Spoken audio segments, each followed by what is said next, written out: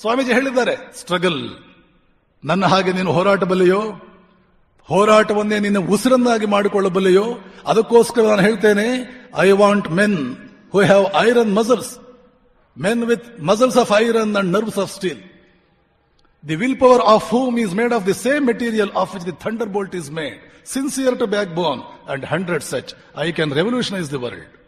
ಕಬ್ಬಿಣದ ಮಾಂಸಖಂಡ ಬೇಕದಕ್ಕೆ, ಆ ರೀತಿಯ ಮನುಷ್ಯರಾಗುವುದಕ್ಕೆ.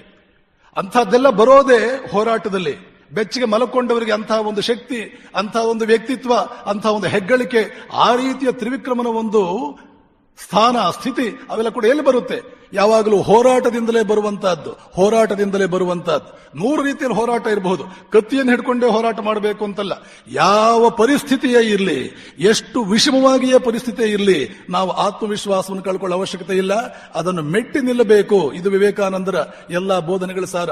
ಮನುಷ್ಯನೇ, ಯಾವ ಪ್ರಪಂಚ ನಿನಗೆ ಏನಾದರೂ ಮಾಡೀತು, ಎಂಥ ವಿಶ್ವ ನಿನ್ನ ಮುಂದೆ ಏನಾದರೂ ಮಾಡೀತು, ಇದೆಲ್ಲ ವಿಶ್ವ 28 ನಾವು ನೋಡ್ತೀವಲ್ಲ, ನಿನ್ನ ಕಾಲ ಮೇಲೆ ಕುಳಿತುಕೊಳ್ಳಬಹುದು.